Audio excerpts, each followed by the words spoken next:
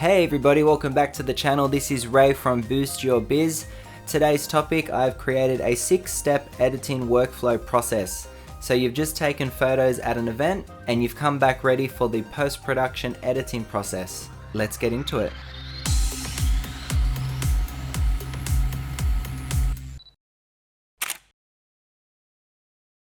Step number 1, before we actually get into any of the editing process, you want to know the location of where you're going to store all of your raw images. For me, I use a Seagate 4TB expansion hard drive.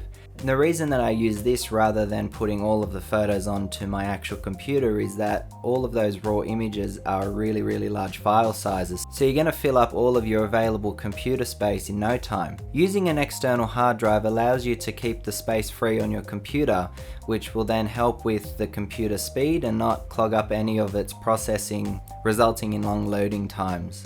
You can also have multiple backup hard drives to ensure that you have backups of your backups. This ensures if anything happens to your main hard drive, your work is still backed up and accessible. So now we move on to step number 2, which is uploading your images from your camera's SD card onto your external hard drive. So in my external hard drive, I'm going to create a folder. I name these folders with the date first, starting with the year, then the month, and then the day, followed by the name of the event. When we open this folder, I create 3 more folders. Our first folder are all the raw images that are taken straight from the SD card. Then I create another folder which are the chosen raw images that we are wanting to edit. And this one is the final edits that we are going to send to the client. So we're going to go to our SD card. We're going to highlight everything, copy, go into our raw folder in our external hard drive and paste the photos into here.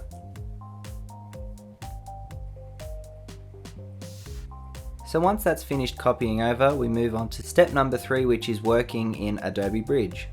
In Adobe Bridge, you are able to view all of your images without any extra loading time.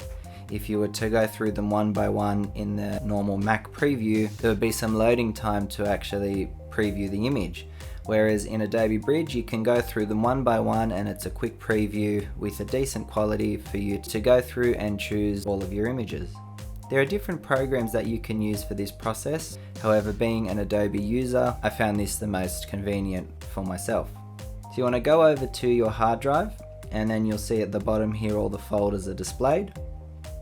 You want to double click and open the folder and then you'll see these are our 3 folders that we created. We go into RAW and then this opens up all of our images. So from here, when you open it up, as you can see, it loads up a quality preview of the image. To the left of the screen here, you can see the camera settings that were used and any of the file properties if you are needing to view them.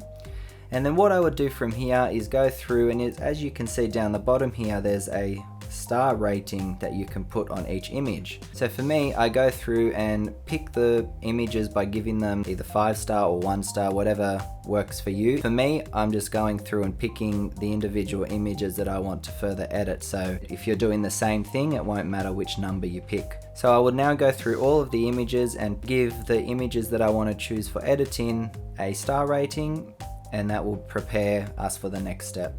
So once you finish giving all the photos you want to choose a star rating, if you go up to the right hand side of the screen, there's an option here that says filter items by rating.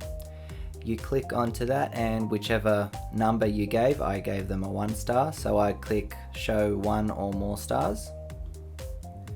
And that gives me the handful of photos, which I only chose a handful for the purpose of this video. It will show you all of the photos that you have rated, ready to move on to further editing. So from here, I'm going to highlight all the images. So click the first image and press for Mac Command A or Windows Control A. This will highlight all of the images you have given a star rating. And we're going to go up to File, and we're going to copy to and then choose your folder.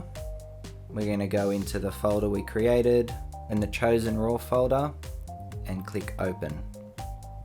By copying the images over, we are transferring them with their original image quality rather than exporting the images into the folder, which would decrease the image quality. So once that's complete, if you go back to our folder in our hard drive, chosen raw photos, and you can see they have copied over still in their original file format. Next, we're going to open up Adobe Lightroom Classic. So that brings us to step number 4, which is editing our photos in Lightroom. Before starting any of the editing, I'm going to go up to File and click on New Catalog. A catalog creates a Lightroom database file. Rather than working directly with the raw images, the catalog stores information about the images, including rendered previews. This is really useful if you're wanting to edit your photos on, say, 2 different devices. So you might start on your desktop computer, then you might want to move to a different location, say with your laptop. So you can copy the database file onto a USB and then open it up and continue editing from where you last got up to on your desktop computer. We're going to name it the same as the folder name.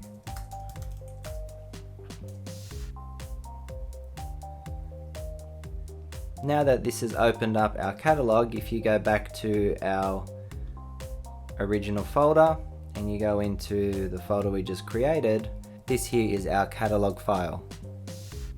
So now, as you can see, it's a blank catalog. We're going to go down to import in the left corner here. We're going to locate our file, so you can see this is in my hard drive, then the folder we created, chosen raw images, and then these are the images we copied over. So ensure that they're all ticked. You can select the all photos option, which will select all of the photos that you have in this folder. And the last thing you want to do is go over to the right hand side and click File Handling, and you want to tick the option Build Smart Previews. The reason we do this is if we want to move the catalog to another device, say our laptop, having this ticked will allow you to still edit the photos within your laptop.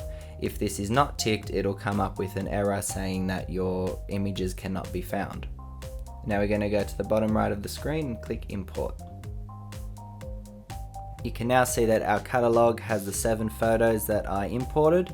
Now we go and select the Develop tab, and this is the section where we'll go through each individual image and edit them ready to export and send to the client.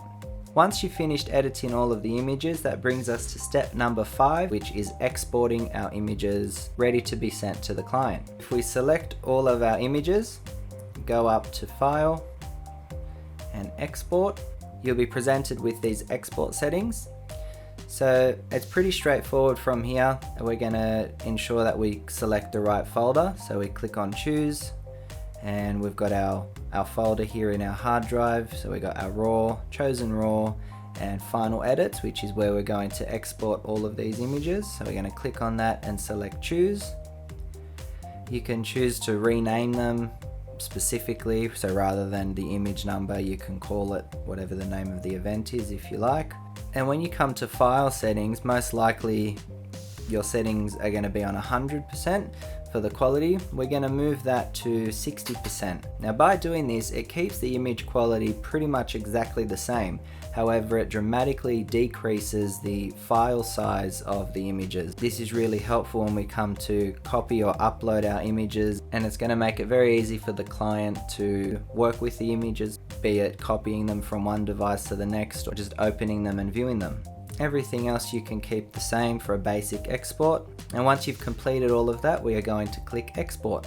Your final edits folder, you will see all of the images have been exported and they are ready to be sent to the client, which brings us to the 6th and final step of the process, sending the images to the client. From here, I will offer one of 2 ways of getting the images to the client. This is either via USB, or the one that I use more frequently is uploading these images to either a Dropbox or Google Drive folder, and then generating the link, which I'll then email to the client, and then they can open the images to view them and also download them to their devices. that brings us to the end of the video. I hope you guys enjoyed it and hopefully learnt something new. Please let me know what you think in the comments, and also if you have any other pointers or tips you'd like to contribute that I may have missed or left out. As always, please like, comment and subscribe to the channel. You can also follow us on our social media pages at BoostYourBizOfficial, or visit our official website www.boostyourbiz.com.au. Thanks again, and I'll see you in the next video.